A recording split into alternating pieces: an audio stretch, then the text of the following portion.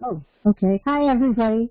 Welcome to the Sunday Morgellons call of the week. It is February 21st, and we are thrilled to be here. I am Robin from Western Massachusetts, and I was struggling for almost 4 years with mites and springtails, which an exterminator actually brought in, and fleas and bed bugs, and they all are vectors for Morgellons. So I was pretty overwhelmed with all these things. No one believed me because no one believed you could have all these things at once. I had been renting out rooms in my house, and I had some world travelers that brought some world parasites in. So it was a real challenge, but, you know, I asked my pastors to pray for me one day, and they did, and they prayed for God to bring creative solutions. And the next day I found Richard and his book, and my life started to change as I implemented the protocols. You know, nothing is instant, and you have to be aggressive and consistent and persistent. But it took about 6 months, and I did get my life back. Unfortunately, I did get reinfested, which is really easy to do. It was Christmas ornaments that I had put in bags 3 years prior and never thought to disinfect. Because these things, I think, can live forever. I mean, so I'm at the tail end of my second reinfestation, going really well. I had a puffback event in my house, which I think killed off a lot of things. You know, a curse that turned into a blessing. So anyway, that's my story, and I'm sticking to it. And at this point, I'd like to introduce you guys to Richard Kuhns. Richard went through, he has been in the trenches with us. He had Morgellons, Collembola, Strongyloides, fungus, skin fungus, and he has, you know, he developed the King diet. He calls it King because it's tops. It's absolutely the best, and it can help heal Lyme disease. It definitely, I don't think anything will work to get rid of Morgellons if you're not on the diet. The diet is so important, and it's so easy to make mistakes on. But he developed it over 2 years, and he developed all these protocols, and then, you know, he has revised his book. He's in the 11th edition because as we help him as his research team and find new things, and as new research comes to light, he updates the book. He is relentless in his quest for information about Morgellons, just like we need to be relentless in our attack against Morgellons. And he's here every Sunday with us. He's available through email.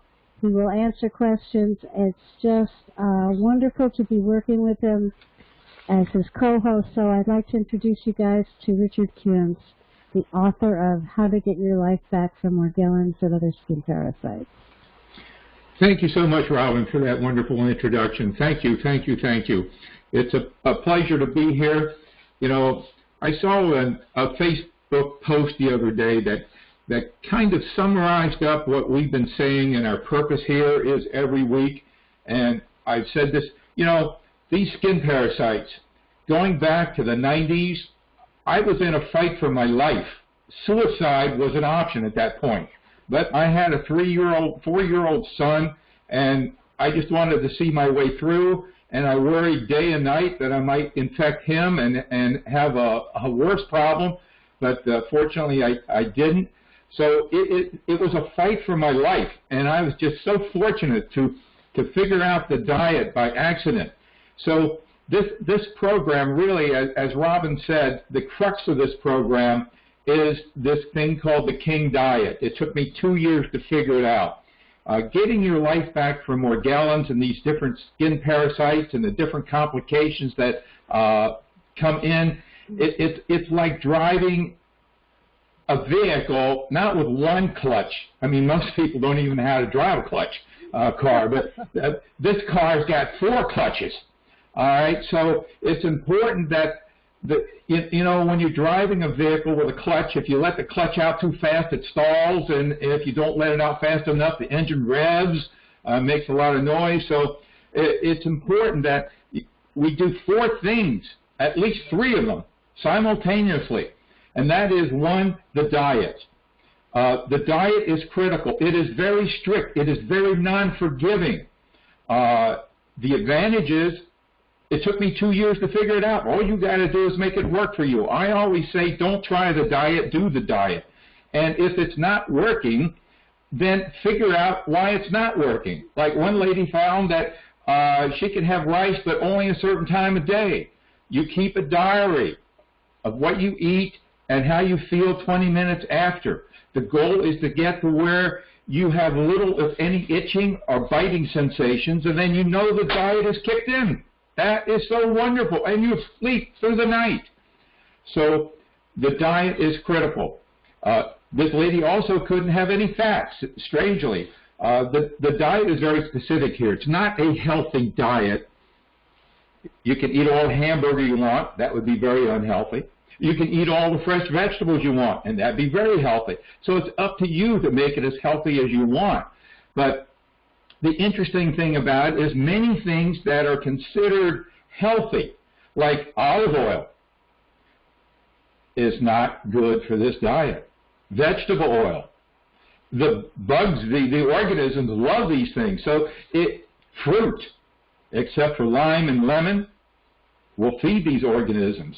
So it is very detailed, very specific, and the idea is you make the diet work. Now, there are certain situations where if you're on certain medications, like for ADHD or narcolepsy or things like that, they can actually raise dopamine levels in the brain and make it more difficult for the diet to kick in. But there are alternative medications. And then for some people, even when they're on it, I remember one of my reinfections. As Robin said, we're never cured. You can get reinfected by opening up a box like she did in Christmas ornaments in the attic. And within minutes, you know, you're back in the trenches again. The good news is you know what to do. You don't have to go to 15 doctors to find out that you're diagnosed with delusions of parasitosis. No, you know what to do. You kick in the diet. You start it over, and you get your life back. So diet is critical. Number 2, the second clutch, is cleaning your skin. And that's going to be the subject of today's topic, cleaning the skin. The next thing to do is disinfect your area, your surroundings. You know, there are many myths about these organisms. If you read Dr. Satterley's book, Morgellons, The Legitimization of a Disease, she says disinfection is a waste of time. Well, how do I know it's not? Because it was definitely important for me. How do I know that she's wrong? Because I communicate with hundreds and hundreds of people, and they all need to disinfect. Well, maybe when you're given massive antibiotics and that kind of regime, it's not so important. I don't know. She uses a different approach. Many of the doctors that work with Morgellons treat it as Lyme disease, and they work with antibiotics. And I went through the antibiotic approach, and yes, life was different. All the symptoms went away. I felt like I was cured. I didn't have to have the diet. And 6 months after I was off of that diet, Lyme disease kicked up and almost killed me. And the reason I was on those medications, because I was diagnosed with Lyme disease. So, yeah, even the Morgellons research says that antibiotics doesn't work for Lyme disease, but yet that's what they do. Now, there's nothing wrong with antibiotics. I have a free report, and that is Lyme disease doesn't have to own you anymore. It goes through salt and vitamin C, rifing.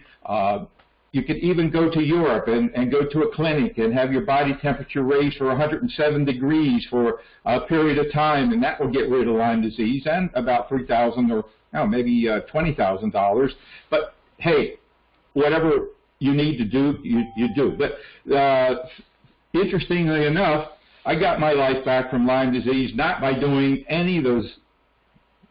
Obviously, the antibiotics didn't work, but I did discover and happened upon specific targeted supplements like boosting glutathione and using a psyllium, a natural antibiotic, to bring my life back 99.9%. So we have diet, the clutch for cleaning your skin, the clutch disinfecting your environment. You've got to get them out of the environment. They're in your car, they're in your workspace, they're in your couch. Some people tell me they throw out all their furniture. That may not necessarily be so, because we've developed techniques and now know of things like ozone and electrostatic spraying that are far more effective at getting to the areas where they hide and destroying these organisms. So that's the third clutch. The fourth clutch is targeted supplements, if they're affordable. Now, many people say, well, I don't have all that money, I can't afford all this stuff, you know, that you're talking about, because we do have an online store and we have soaps and lotions that make things better. I have to remind you, I got my life back and I didn't even have a store. I didn't have those products. You can do it. The book is free. All the information we have here is for free. You can figure it out on your own, just as I did. I did 3 scalding baths a day, near scalding baths, that is. I used lots of Epsom salts. I discovered the diet, and so the diet is what made it work. And then what allowed me, the diet has 3 stages. Stage 1 is very strict. Stage 2 is less strict. What allowed me to go to stage 2 is I did happen upon one physician, one doctor, who knew something about parasites. He had heard about a county fair where there was an infestation of mites in one of the 4-H tents, and they treated those people with borax, Primazide, and he put me on Primazide. Well, for years I was saying or sharing my experience, and people kept putting me down, saying, "You're suggesting an antipsychotic, and that's what all the doctors want to do. They want to put you on antipsychotics. You must be a nut." Well, hey, recent research finds out that Primazide, Abilify, Seroquel, and there's a list about reduced dopamine uptake in the brain. And that's what parasites love. They love, in fact, parasites have a way of creating their own excessive amount of dopamine. They feed themselves. So these medications reduce dopamine uptake. They have another use other than being antidepressants or anti-Tourette syndrome or anti-schizophrenia. They have another use. They can be repurposed for this use. Now, before I get involved and get lost here, I need to inform everybody that the FDA requires that I inform everybody on this call that I am not a medical doctor. None of my coaches, Robin, Ethel, Barbara, Sandra, Chris at the office, none of us are medical doctors. And that before you start the King Diet, before you accept any of my detailed recommendations that you will get if you complete the basic questionnaire, that you discuss them thoroughly with your doctor to make sure they do not interfere with any health problems you're presently experiencing. The AMA and FDA also require me to inform you that we are not here to diagnose you, to cure you, to mitigate or treat any skin disease or any disease whatsoever. So what can we do? Educate. We're here to educate you how to get them out of your body, clean them out of your body, clean them out of your skin, clean them out of your environment. You do that, and you're home free. Now, this Facebook post that I saw was rather interesting, and I've adopted it here because why are Robin and I here? This is like over 2 years that we've been here, and we know that people, and Robin can share and attest to this, what was substantial in getting her life back is coming here and being in this program. You're going to fight for your life, as I said earlier, and the more support you accept and let into your life, the more effective that you'll be. So we want to inspire you so that you will one day say, because of you guys, I stuck with it, I made it work, and I got my life back. Thank you. That's why we're here. So this week's subject is cleaning your skin. Now, as I shared, back in the 90s, cleaning my skin was near scalding baths. And doing that 3 times a day, well, I tried alcohol. That didn't work. I mean, many people say, well, how about alcohol? Will that kill them? No, alcohol only pisses them off. People use Lysol. Will that kill them? No, it doesn't kill them. It doesn't really, it might numb them a few minutes, but it doesn't kill them. So hot water, make sure you don't, that you are hydrated, because hot water, you get in a tub and you get out, you can faint. And so you want to do that. So you can do that. Back in 2013 or so, somebody sent me a sample of this special soap that we have. We call it a debriding soap. There are debriding soaps on the market. Morgellons gel is a product that I had handled way back then, and people would order some of that. And about that time, a doctor friend of mine had come down with Morgellons. His office is only a mile from where I live, and he went on the internet and found me and got the book. So we connected, and I told him about the Morgellons gel. Well, I never paid attention to ingredients, you know. I'm a chemical engineer, I should, you know. But so he looked at the ingredients and said, you don't want to put this stuff on your skin, it'll cause cancer, you know. So, okay, I got rid of that stuff. And, you know, since then we find that there are a lot of things that we put on our skin, like the laundry soap that you may be using. Are you using Tide? Are you using, well, what are those different names of laundry soap? There must be 10 brands. Read the labels. Sodium lauryl sulfate in most of them. SLS. Look it up. Google it. Skin rashes, allergic reactions, and the list goes on and on and on. Robin said earlier, you know, if you found something that works, that's great, but please do not share it here. For instance, a couple of weeks ago, a fellow said, hey, I found something that works, and I asked him not to share it here, but to email it to me. So I looked at what he had suggested, and one of the things that he was putting in this concoction he was making had sodium lauryl sulfate and 3 other petrochemicals that, when you look them up, contribute to carcinogenic problems. So obviously it's something we wouldn't want people going and doing, because we're not here to try to solve one problem and end up creating other problems. So this is why we ask that before you share anything new, that you run it by me. Let me look at it from a different perspective, different set of eyes, and if it works and looks good, we incorporate it, we add it. We're not here to keep information away from people. We're here to provide information to inspire you to get your lives back, so you'll be glad you participate and come to this program every Sunday. So, cleaning your skin. Around 2013, I happened upon this product. I mean, I'm a chemical engineer. Has anybody here on this call, if you walk up and you ask any chemist, I had a 4.0 in chemistry. I mean, in college, I could take methane and I could make every chemical that you could imagine. And knew how to do it, knew how it would be done. But liquid carbon? No way. No way. Okay?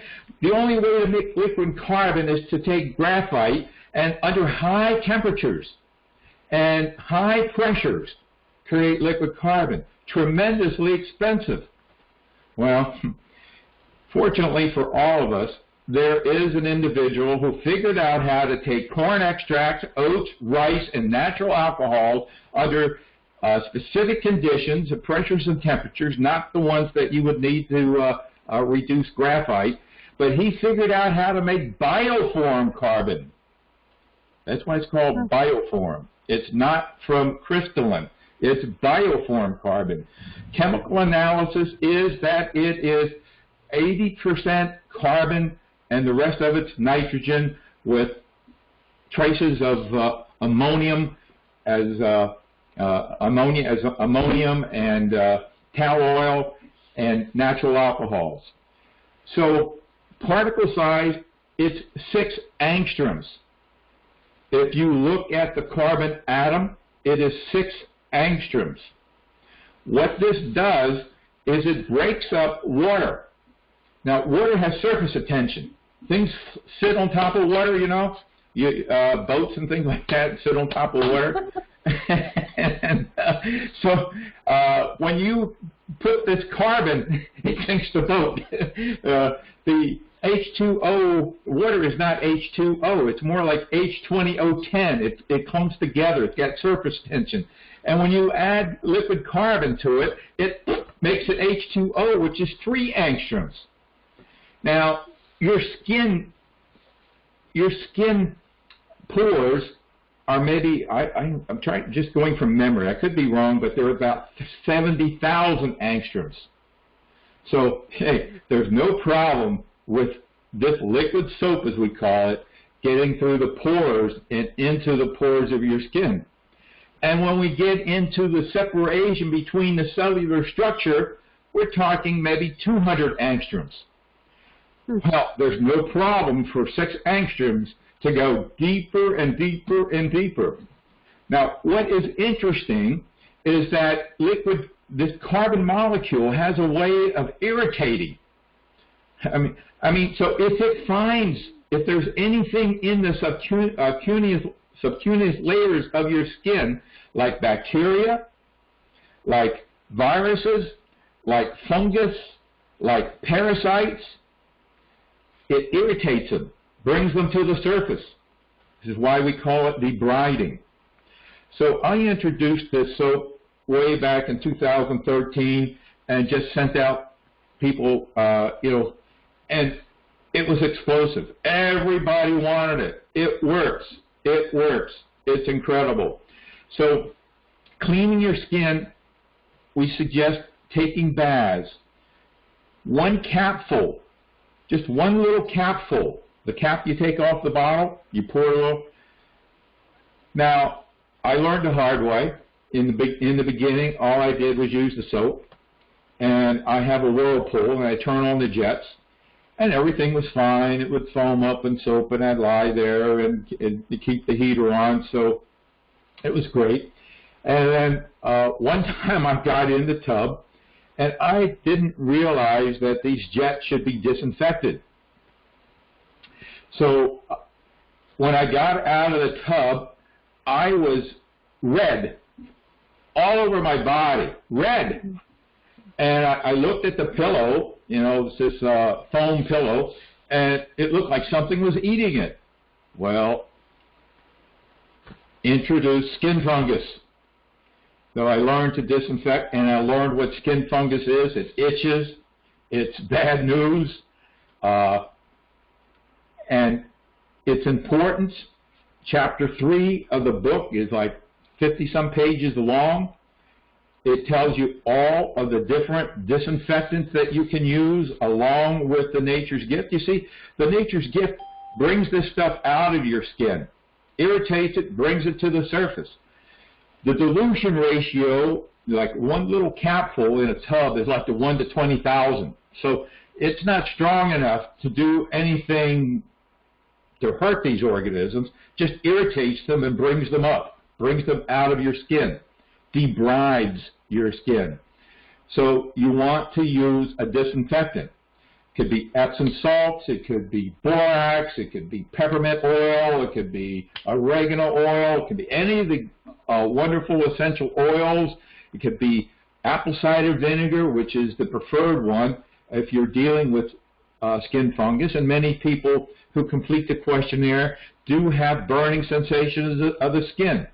Now, we're not here to diagnose you, but if you look at research burning sensations and research skin fungus, you'll see that that's generally an indication of skin fungus, burning of the skin. So, and that's certainly what I experienced. And then it's interesting because skin fungus can be differentiated from Collembola because both of them after a period of time, the skin fungus, you feel a biting. It feels like the bite almost goes to the bone. The same is true with Collembola. The bite will seem like it goes to the bone. But the difference is that with skin fungus, that bite will migrate. It won't stay at that same location. You'll feel it at one location, it'll go away, and then it'll be at another location. Again, maybe this is where the hyphae dig in deeper. I don't know. So that's the differentiation between skin fungus and Collembola. When you have a bite from the Collembola organism, it goes the same place and feels like the bone. It doesn't move until the organism is neutralized or dead. That's the difference. So cleaning your skin is important. We recommend 3 times a day in the beginning that you bathe your skin 30 to 40 minutes. Get with the disinfectants. The book also tells you which ones you can mix. In other words, don't mix baking soda with apple cider vinegar. Don't want to do that. Baking soda is a good disinfectant as well. So the book actually tells you which ones, approximate amount that you can use, and which ones you can mix and which ones you can't mix. That's important. 3 times a day. The goal is to get from one bath to the next with relatively little discomfort. Now, in addition to that, there are skin creams that we have developed and we have Super MSM Gel, regular MSM Gel. MSM Gel is organic sulfur. One of the things that the Morgellons does is it uses up iron and organic sulfur. So the MSM Gel can help feed the organic sulfur back into your skin. After you get out of the bath, the best thing to do is hit the shower. Because, as I said, the organisms, the more mature ones, may not be dead. And you don't want them simply to migrate from one location to another, as they can do. So you want to go in the shower, and you want to shower off. We have bar soaps. We have liquid soaps. Again, you don't have to buy our stuff. You can get other stuff that you can search. In fact, if you look in the book, there's a section in the book that says other products that work. So go there, look there. Don't feel beholden to buy from me. You can find other things from the drugstore that will work nearly as well or as well. So, or figure out your own mixture to make it work. So then after you shower, dry off, many people with Morgellons in the beginning, they may use paper towels and throw them away. That's one approach. If you do use towels, obviously you want to make sure that they are well laundered and disinfected, and that can be another whole issue. So for me, it was very easy. I put my laundry in the washing machine. I added a cup or a cup and a half of ammonia, and that basically handled it. Oftentimes, the dryer may be already infected with the organism, so you don't want to take a disinfected load of laundry from your washing machine and put it into the dryer and reinfect it there. So when you use the dryer, you pour some ammonia on a towel or something that's absorbent to kill them there. Then after you take them out, for me it was fine. They were okay. If you talk to Robin, she had to put them in plastic bags. And in fact, she didn't actually was able to put them in the washing machine like I did. Do you want to share how you did it with your tote and how you soaked them in ammonia and your technique? Sure. So I had a big plastic tote that I used for a laundry basket that I could also wipe down and clean, but I would put 2 inches of ammonia in the bottom of it. And Richard suggested getting like a screen or a couple of boards so the clothes aren't sitting in the ammonia necessarily. It's really the fumes. But then I would throw my dirty laundry or the sheets or whatever in there, cover it, and I would leave it anywhere from 3 hours to overnight. So they got a really good ammonia pre-soak, and they were totally fumigated. And then I would throw them in the washing machine. Did you want me to talk about the washing part also? Sure. Okay. So I would throw them in the washing machine. I would use a cup of borax with the laundry. And then because regular stuff wasn't working, I had like 3 kinds of resistant mites and the Morgellons and the springtails. I used either Richard's enzyme cleaner or Richard's laundry detergent, which is also an enzyme laundry soap. I stopped using regular laundry soap completely. I would just use an enzyme cleaner, about a 1/4 cup, or whatever Richard's was, like a couple of capsules, and I would add a teaspoon of Clorox Blue powdered pool shock, and I'd make sure I dissolved it in the enzyme cleaner really well, and then I would wash it on hot and have another pre-soak. With my washer I could do that, and rinse. And then in the dryer I would also do it on the hottest setting I could possibly get for 1 to 2 hours, and I would use 2 dryer sheets, one soaked with peppermint oil and one soaked with ammonia. And then from the dryer I'd put them right back in Ziploc so they stayed clean until I needed them.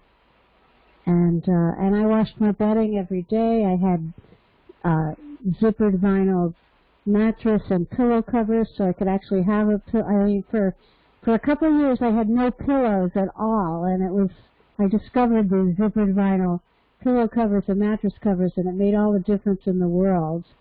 Like, I could, have a pillow again and sleep in bed without getting attacked. So that's what I did.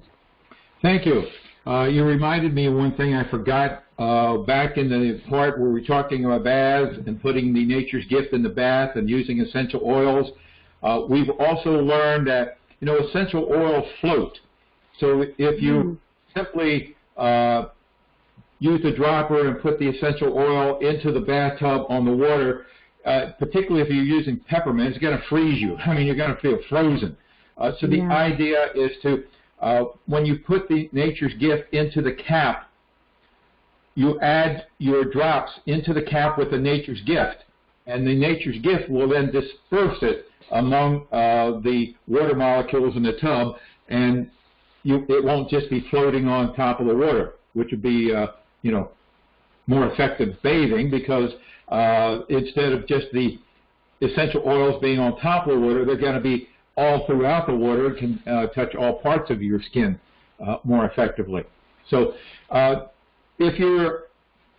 going to get into some questions and answers in a few minutes here, if you like, and if you want to jot down those phone numbers or if you have those phone numbers handy that we gave out earlier, you can call in and text Robin or Chris to open up the lines to you. But the point is, cleaning your skin goes beyond cleaning your skin. It's cleaning your environment too, because if you do the best job of cleaning your skin and then sleep in a contaminated bed or sit in a contaminated couch, you're just going to be reinfected. So these are 3 clutches that are important. And again, if you're not on the diet, many people say, gee, I'm just not getting anywhere. First question is, are you on the diet? Well, I try. Hey, don't talk to me. I don't know how to help you. I can't help you. When you're on the diet, you have, and your first job is to get that diet to kick in. The definition kick in means that if I did a scale, I rated myself. 6 would be that they were as active as they could possibly be with biting and itching that drove me nuts. 0 to 1, 1.5, or 0 to 1 was acceptable, minimal. Then I regarded myself as doing well. So keep a scale, keep a diary. A diary is very important because, 3 months from now, you're going to have a bad day, if not before, but And you think, nothing's working for me. I'm no worse. I'm no better than I was when I started. Nothing's working for me. I know. I've been there. You open up the diary and you go back, and 3 months ago you were a hell of a lot worse than you are today.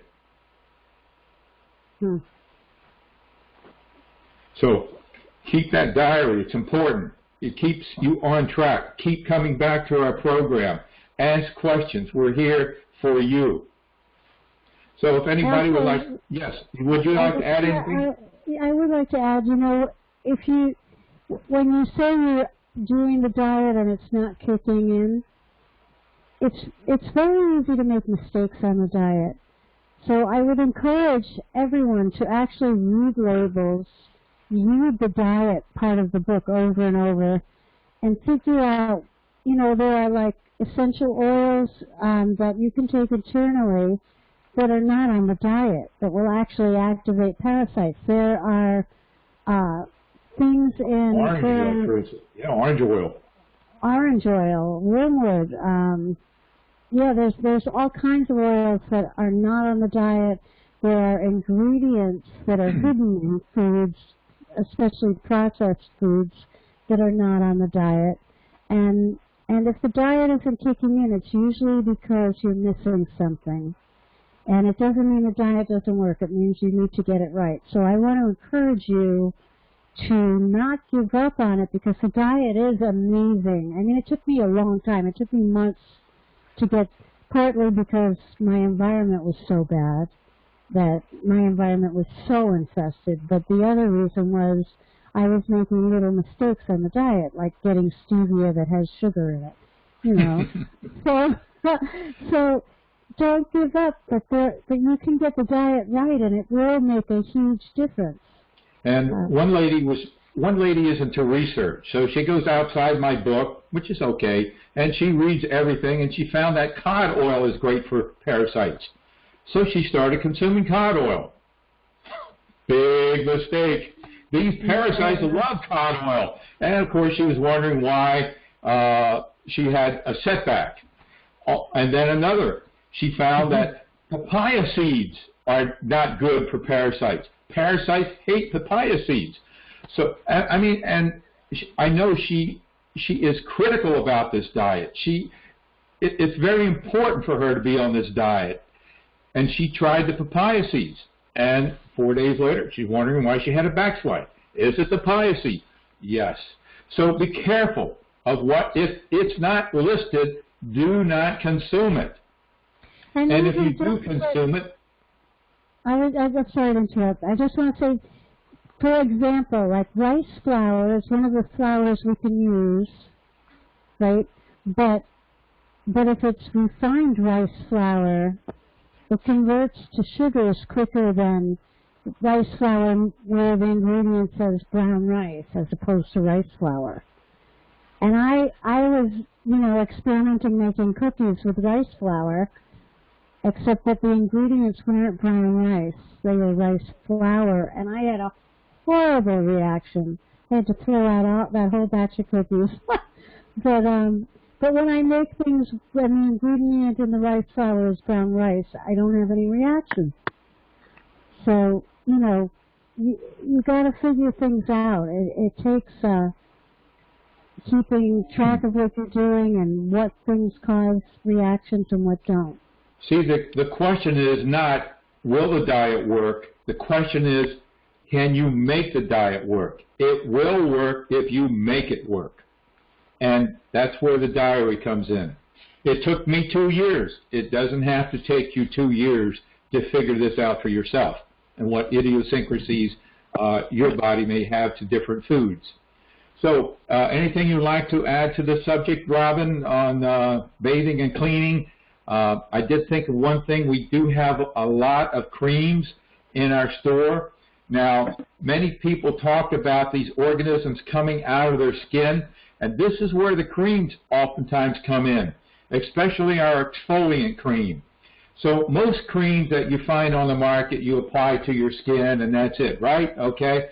Well, our creams are a little bit different, and they are far more powerful.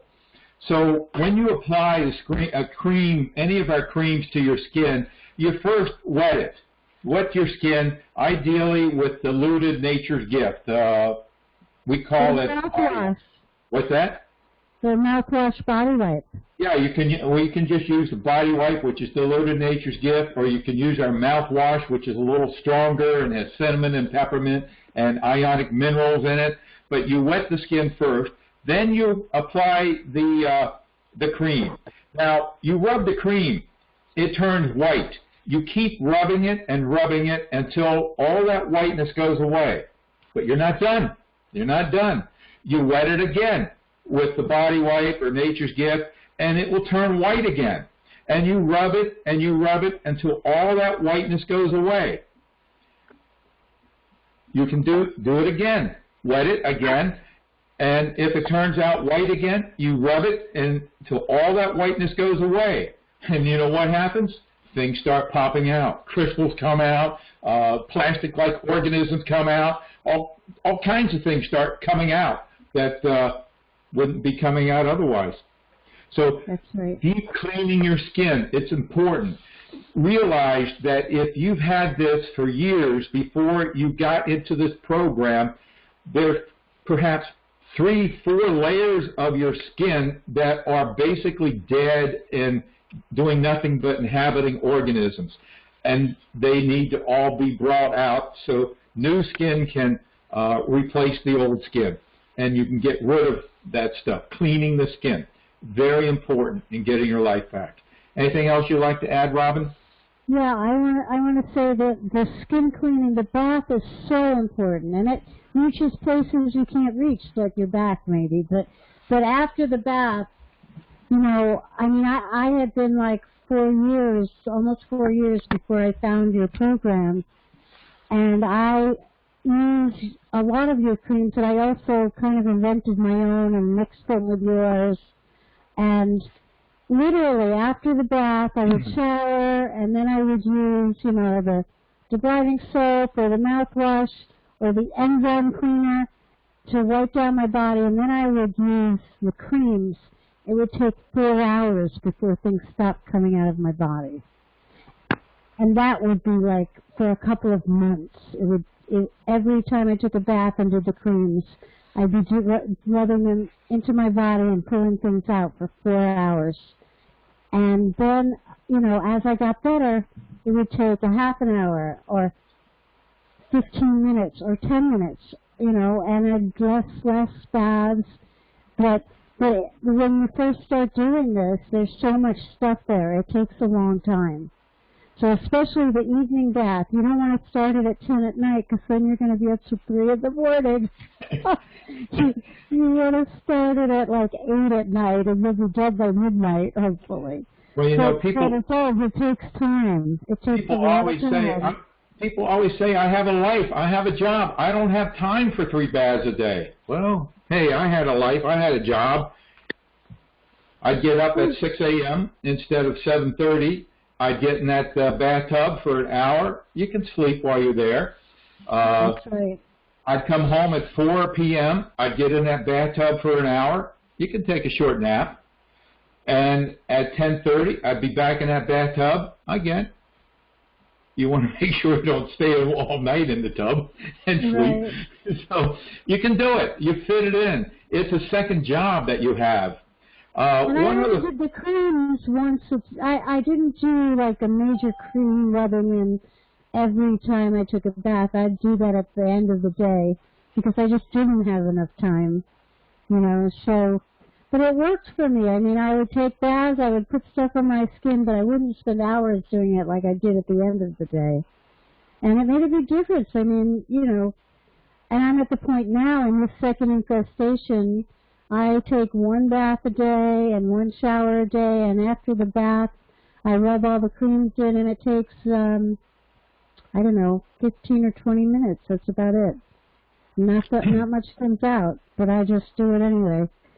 So, yeah. Thank you. One topic we might hit when we're talking about cleaning the skin, and that is the scalp. The scalp is a biggie for a lot of people. Well, you see, when you're in the bathtub, you really can't keep your head under the water. I don't advise it. I don't advise you because the water's going to run down your forehead, get in your eyes, and then you're going to have a nightmare. I mean, there are so many people that have these infestation in their eyes. It's serious. Some have almost gone blind because of the seriousness of them. So we don't want this happening. We don't want you getting your scalp all wet and having this happen while you're in the bathtub and getting upset with us. So we do have a protocol for the scalp. Ethel, are you on the call? Can you share that protocol with us? I'm here, yes. Great. Okay, for the scalp, you need yourself one of the shampoos. It can be the foaming shampoo or the regular shampoo. The MSM gel. Let me go back and be more specific. Maybe a teaspoon of the shampoo, a teaspoon of the MSM gel, and a teaspoon of the Claudia String Cream.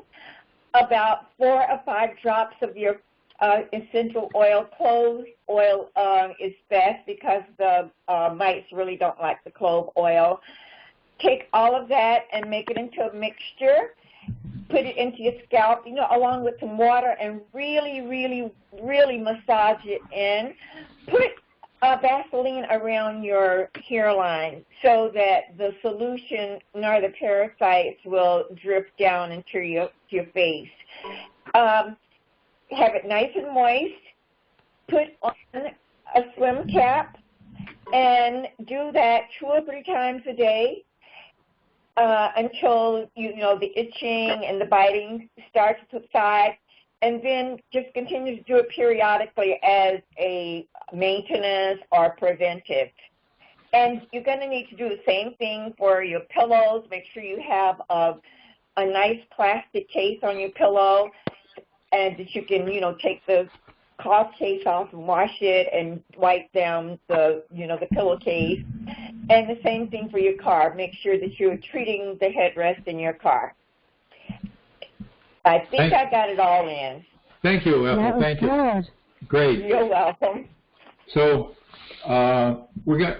if anybody texted you, Robin, any questions, or anybody has texted in to Chris, anyone like to share or open up the line?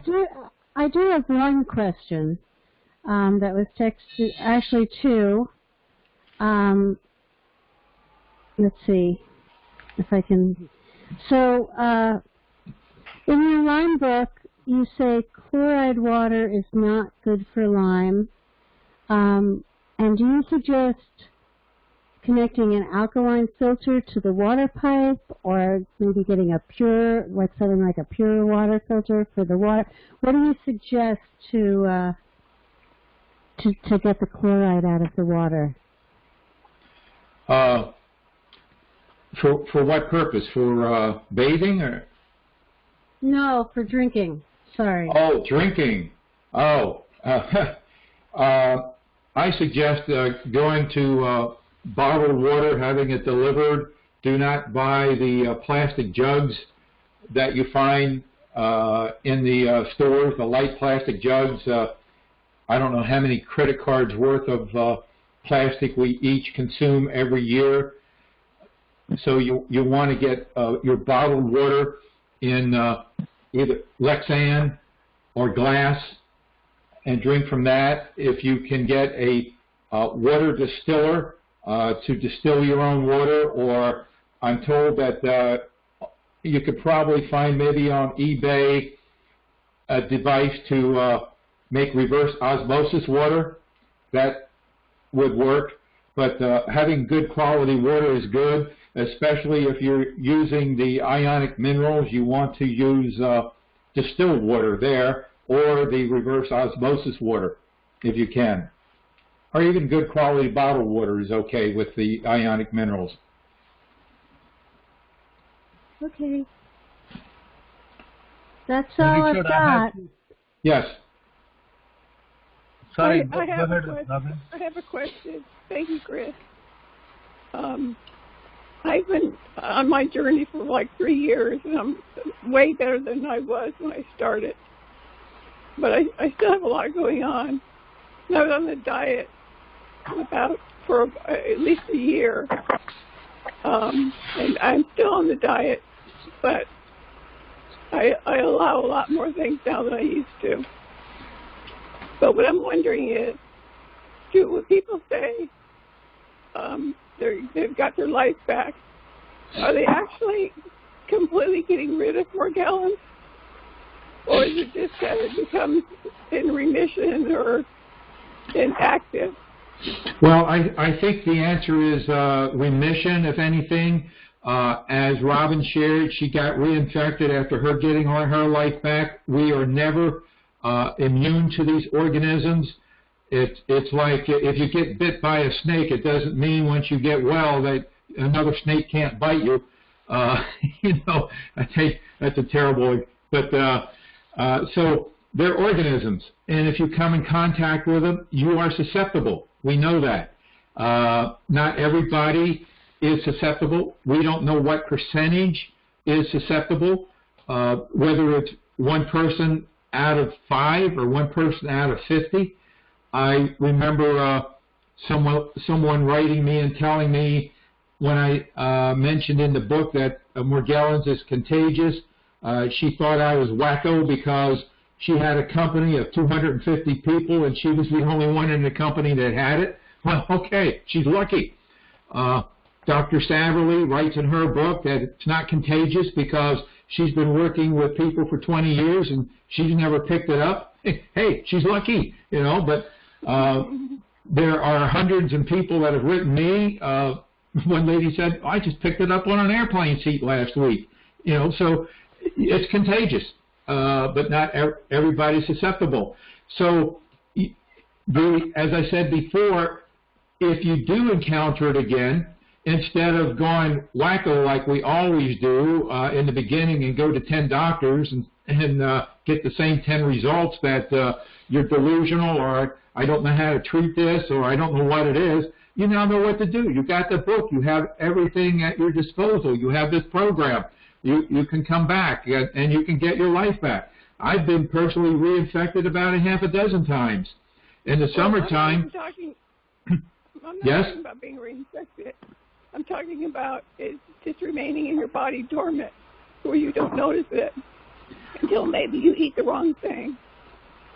Well, I don't have all the answers, but I know that if I eat watermelon every night for probably 10 days, they're in my body and they will reactivate. I know that if I eat peanut butter for 3 or 4 days, they're going to reactivate.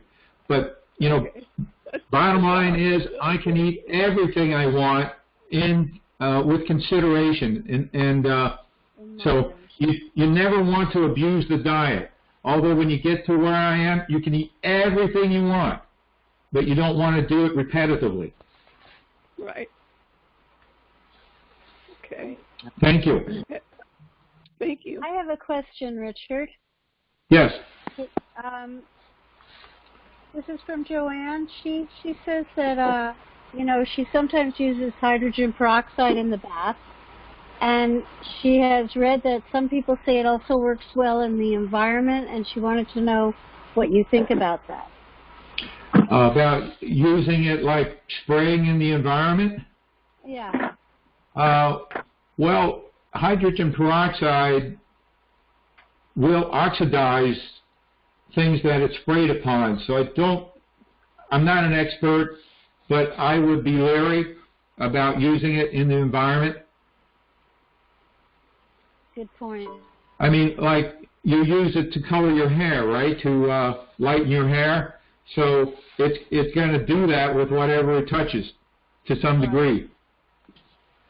Right. Anyone else have a... Yeah, I've got quite a few questions. So I've been listening to your program. I've read pretty much your book, I think, from cover to cover. I really appreciate you having these calls. I want to start by saying that. Brief backstory, myself, my 2 sisters, my daughter have Lyme disease. 3 of us have Morgellons, recently discovered.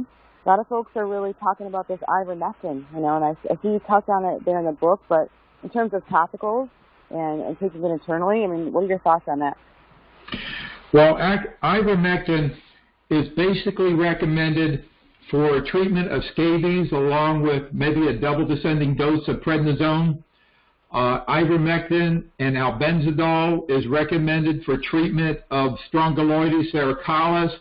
I'm not exactly sure of the protocol. I think they're used alternatively, but not together, but I'm not an expert on that. In terms of using it for Morgellons, you're wasting your time, you're wasting your money. It's not going to really do much except keep you at status quo.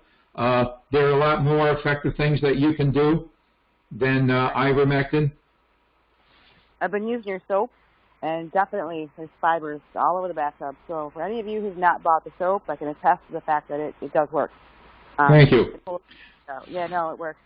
That's one of the ways of determining whether you are dealing with Collembola or Morgellons, because when you use the soap, and if you do have Morgellons, yes, you're going to have debris. It's going to be fibers around the tub, scummy.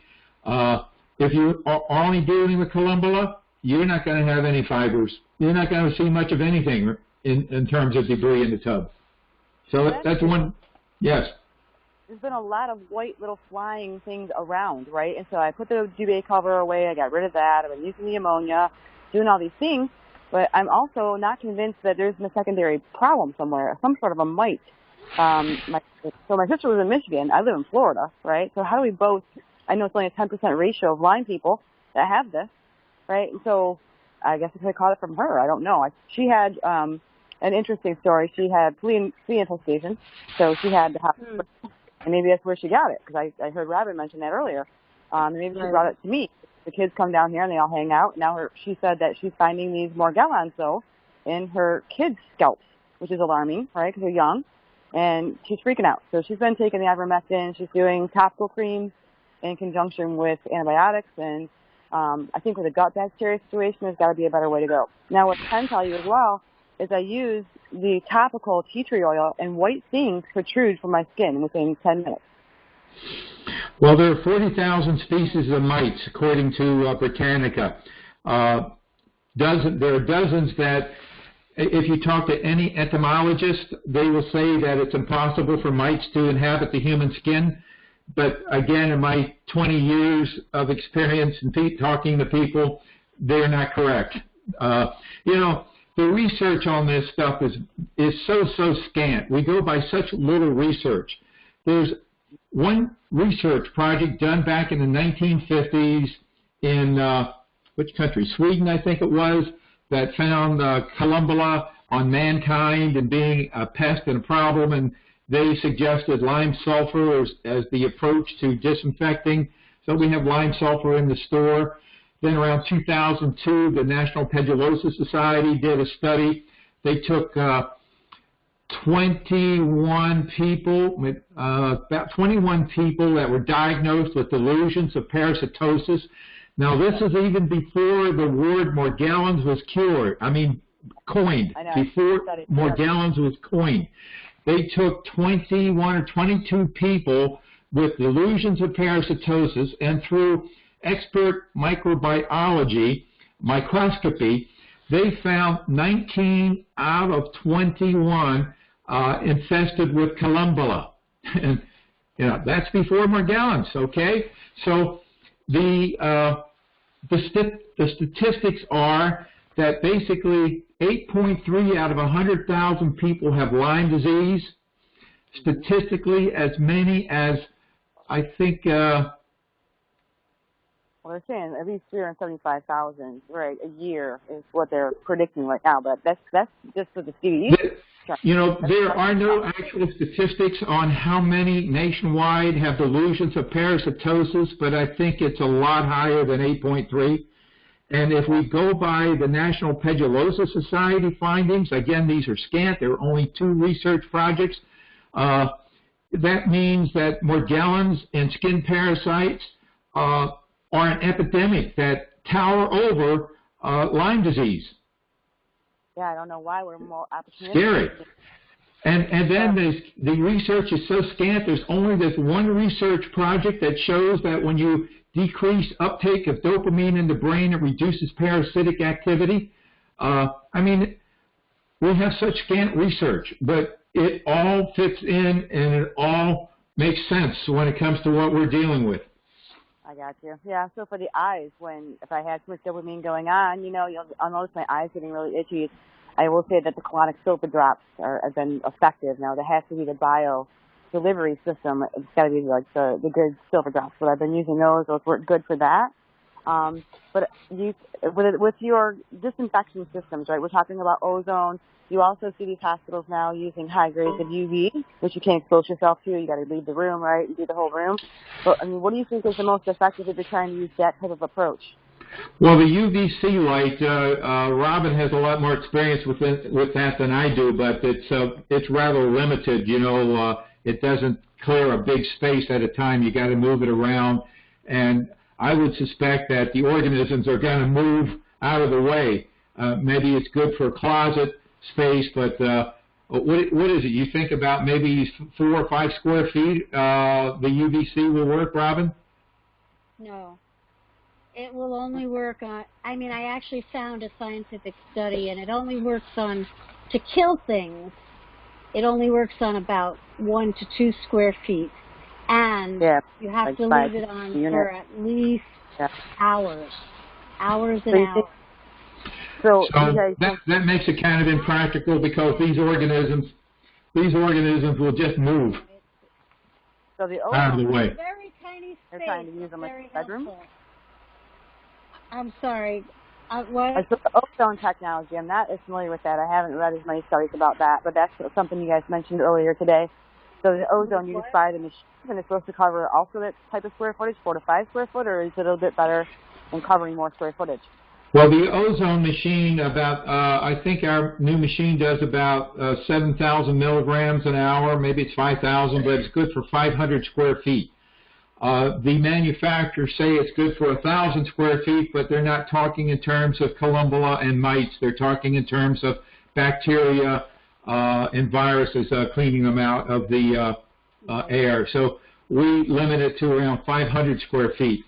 So that would be a bedroom, say 12 by 12 is 144 square feet, to give you an idea of how big a space that one machine would do.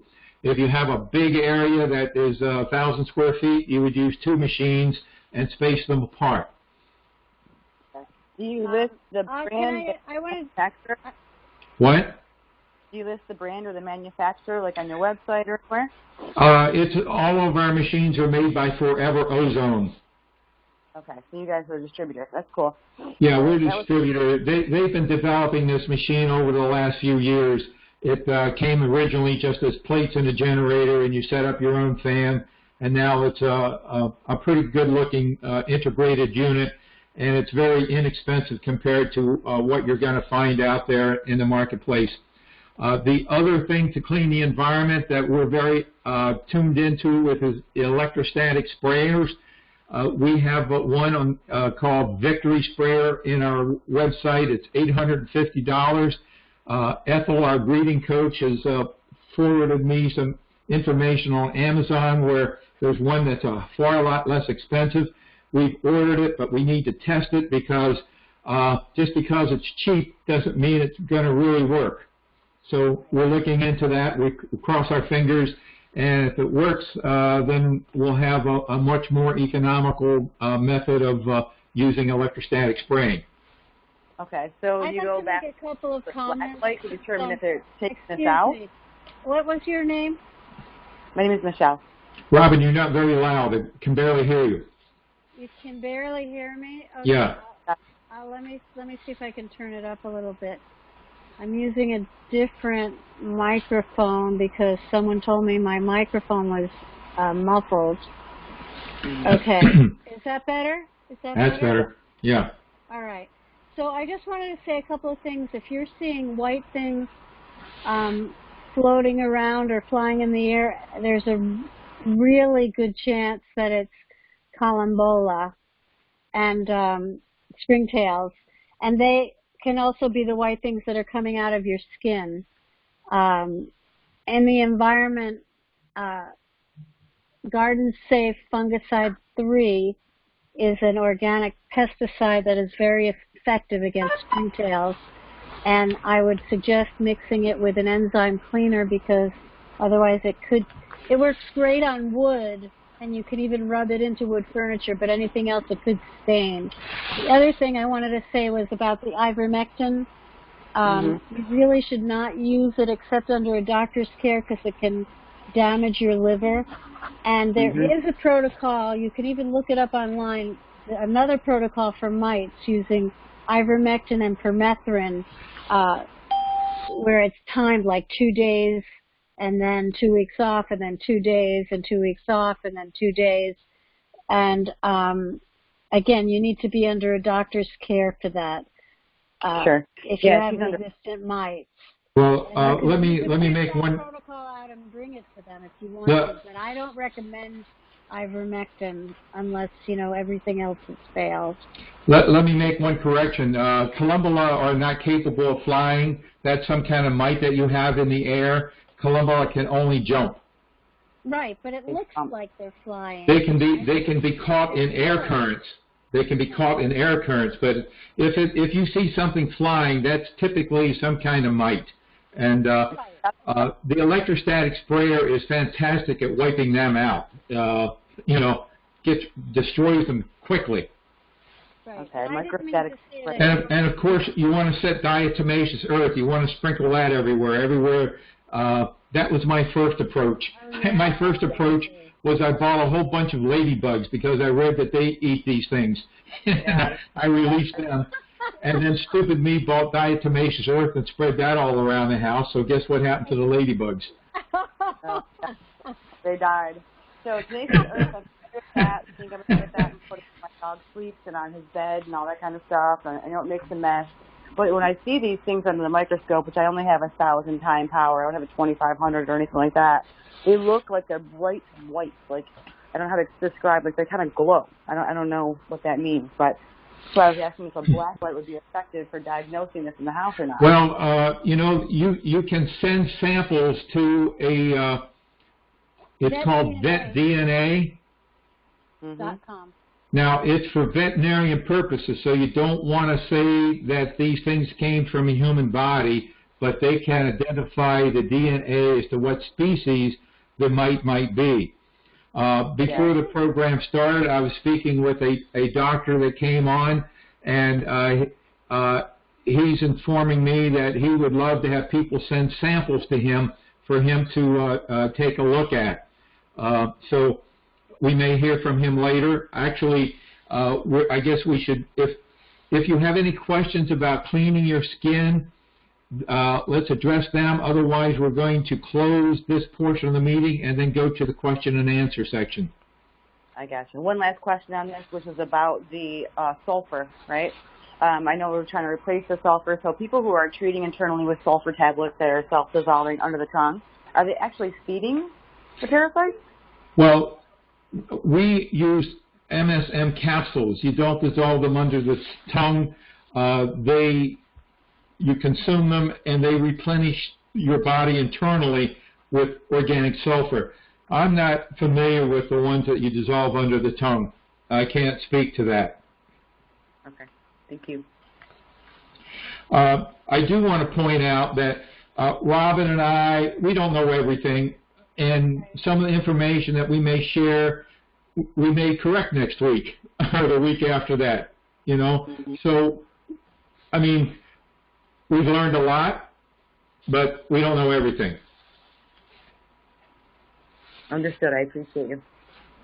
Okay, thank you. Anyone else have a question about cleaning the skin? Well, that concludes this portion of the program.